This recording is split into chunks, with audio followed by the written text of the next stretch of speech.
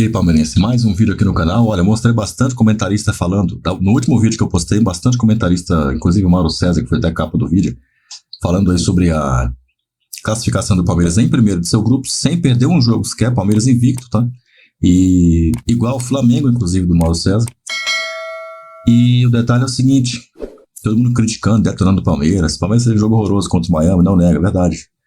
Mas o Botafogo também não jogou nada contra o Atlético de Madrid, cara. Fez um jogo também medonho. Começou bem com 10 minutos ali, começou a entregar para o Atlético, ficar acabando lá atrás e ter uma pressão desnecessariamente. O Botafogo poderia ter jogado, poderia ter ganhado. O Botafogo tem time para ganhar o Atlético de Madrid, cara. Pelo amor de Deus, o Botafogo se acovardou.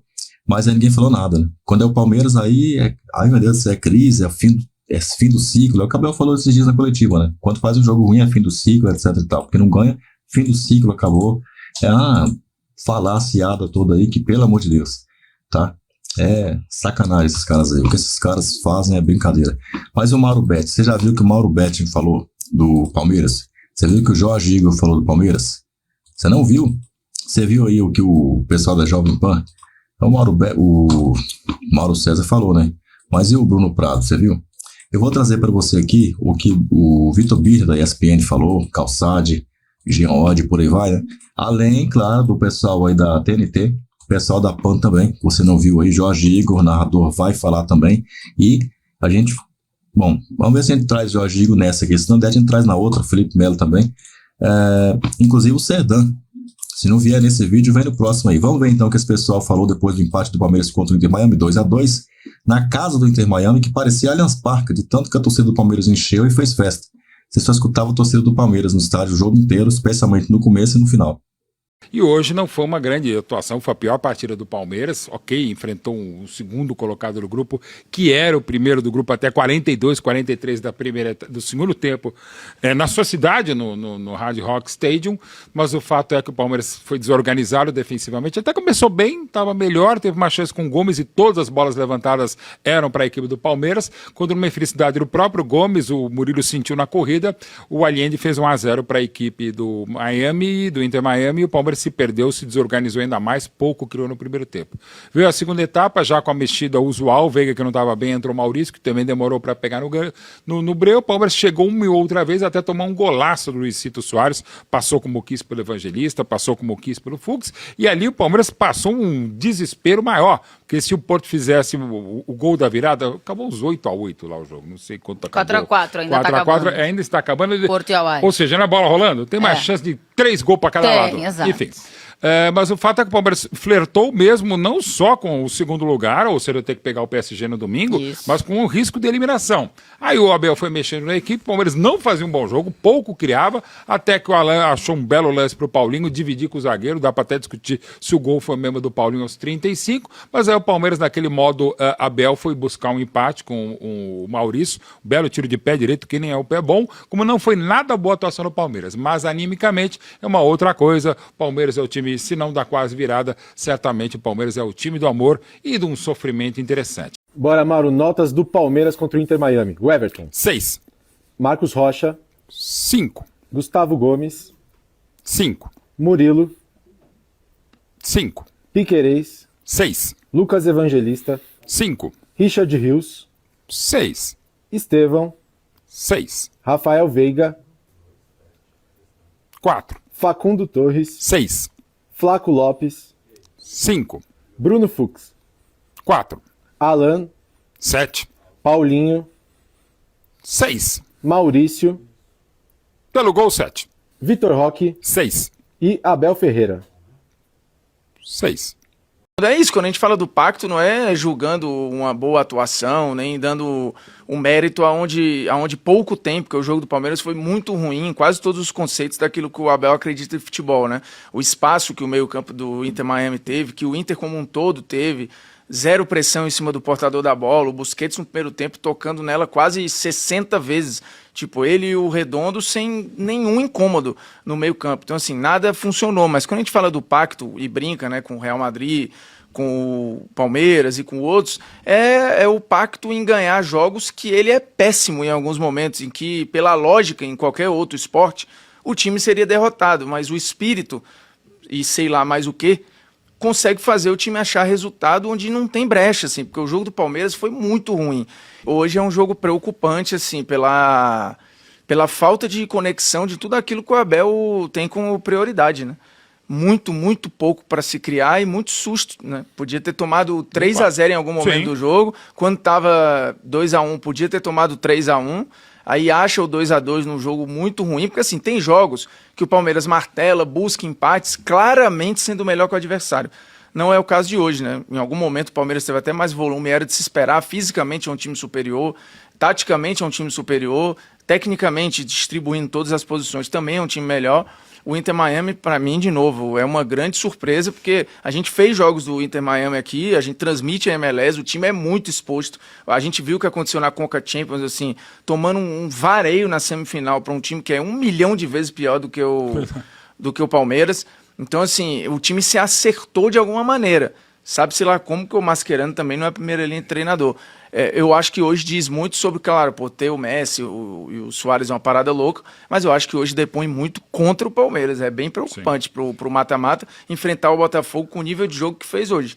No contexto específico do Palmeiras, Tainá, e aí nessa comparação com os demais, o que é muito preocupante, pensando no Botafogo e numa sequência de Mundial, caso o Palmeiras consiga avançar no sábado, é que se você pegar os momentos de dificuldade ou jogos com momentos ruins dos brasileiros até aqui, a gente citou o Botafogo contra o Seattle, o Botafogo hoje dos 30 do primeiro tempo em diante foi mal, o Flamengo voltou contra o Esperance fazendo um segundo tempo ali muito oscilante, mas quem fez o pior jogo de brasileiro até agora, do primeiro ao último minuto, foi o Palmeiras hoje contra o Inter Miami. Acho que é a nossa pior atuação no Mundial até o momento. E o Palmeiras tinha sido protagonista de uma das melhores, né? Contra o Porto na primeira rodada. No contexto específico do Palmeiras, Tainá, e aí nessa comparação com os demais, o que é muito preocupante, pensando no Botafogo e numa sequência de Mundial, caso o Palmeiras consiga avançar no sábado, é que se você pegar os momentos de dificuldade ou jogos com momentos ruins dos brasileiros até aqui, a gente citou o Botafogo contra o Seattle, o Botafogo hoje dos 30 do primeiro tempo em diante foi mal,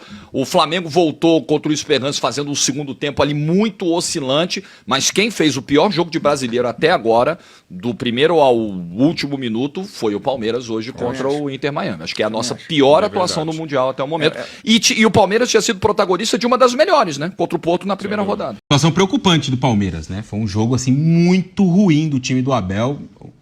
Arrisco dizer que um dos piores da era Abel Ferreira, essa era gigantesca que vai completar 5 anos daqui a pouco, mas foi um jogo assim em competições de alto nível, pensando em jogos importantes, um dos piores do Palmeiras sobre essa gestão, time espaçado, desconectado, desatento, desarrumado em campo, assim, com problemas de escalação, insistência em alguns nomes, aposta em outros que há algum tempo já não funcionam.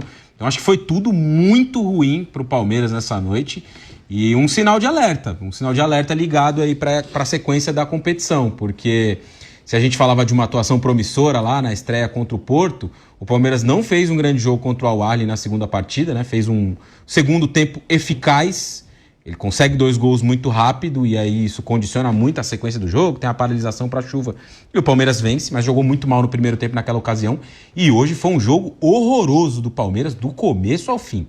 Esses últimos 5 minutos salvam aí pelo empate, que garante o primeiro lugar, dá ao Palmeiras o caminho de enfrentar o Botafogo, não o Paris Saint-Germain, que talvez seja um pouco mais acessível, né?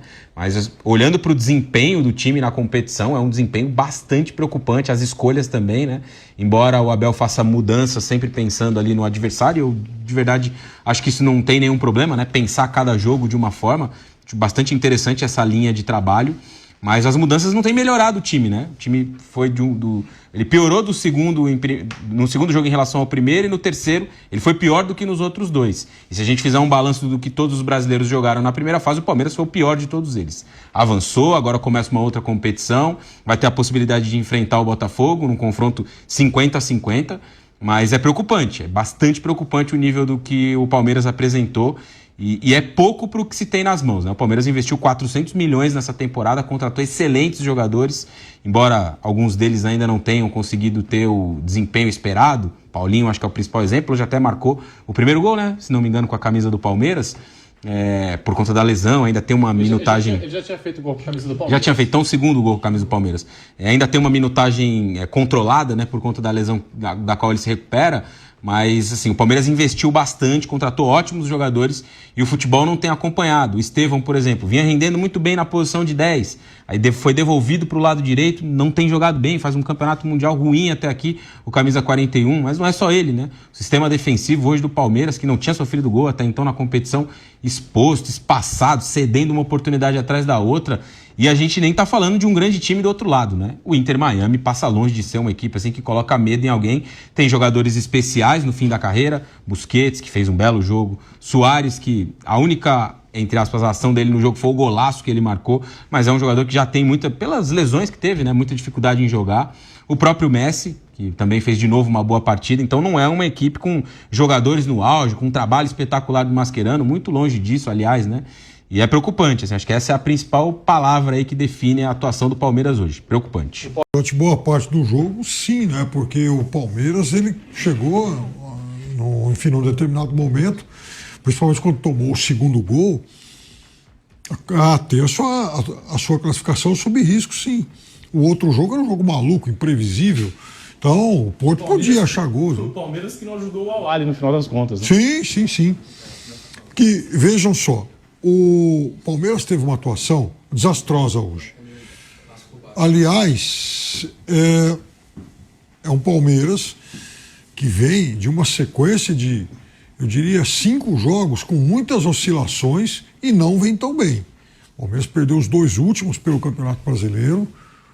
E aí, o Palmeiras foi melhor que o Porto. Mas quando você achava que o Palmeiras tinha feito grande coisa contra o Porto, eu cansei de falar aqui nesse programa que o Palmeiras era melhor que o Porto. Palmeiras, antes de começar o campeonato, falei, o Palmeiras tem obrigação de jogar mais, porque vai pegar um adversário que é um time, né, de qualidade para lá de discutível, faz um campeonato português ruim.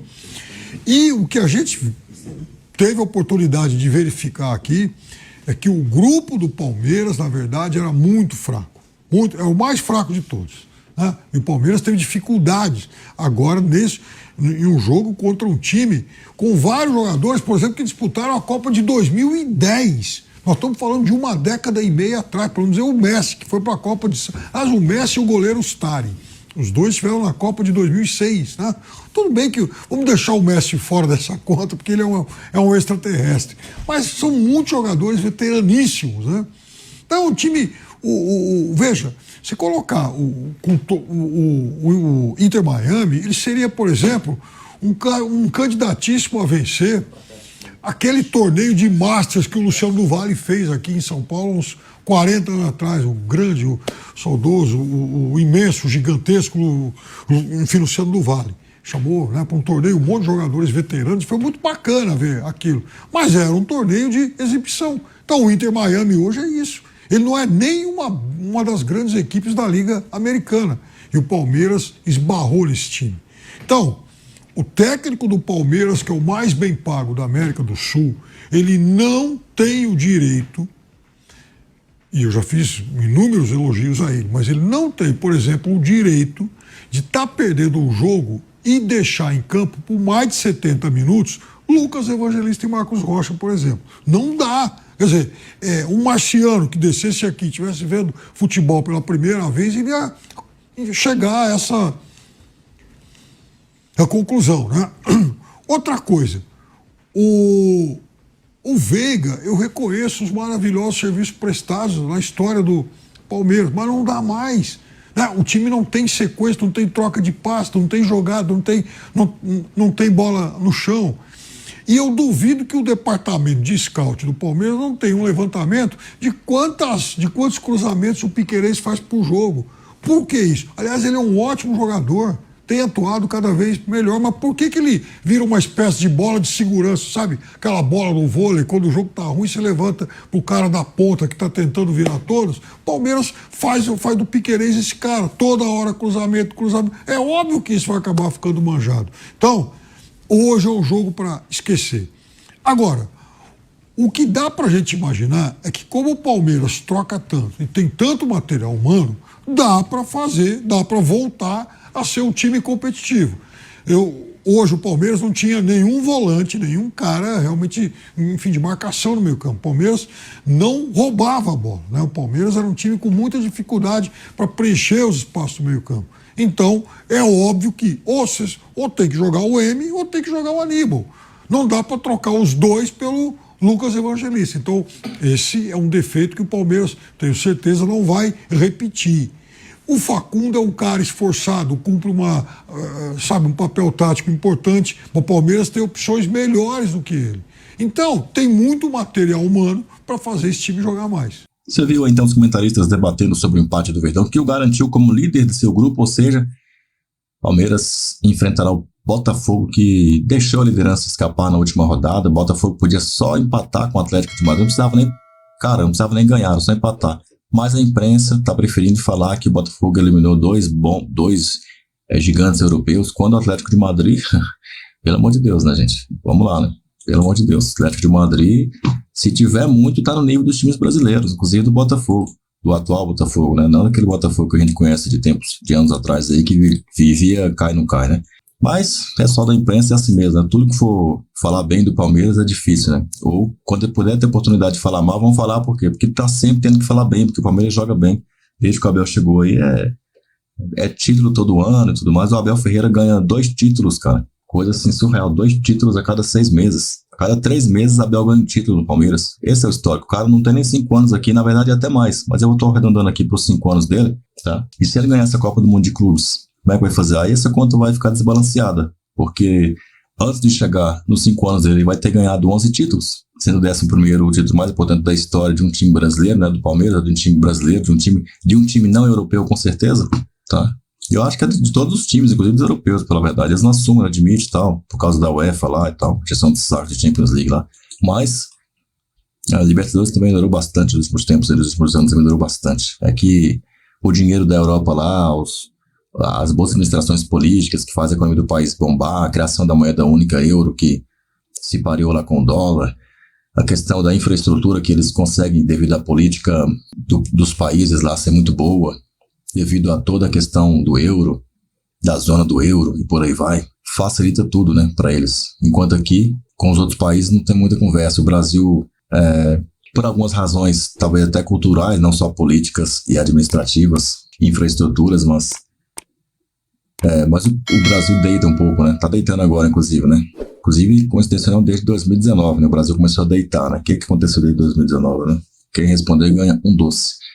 Vamos lá, deixa o seu like, se inscreva no canal. Até o próximo vídeo. Avante palestra. Estevão tem que ser reserva? O que você acha? Avante palestra.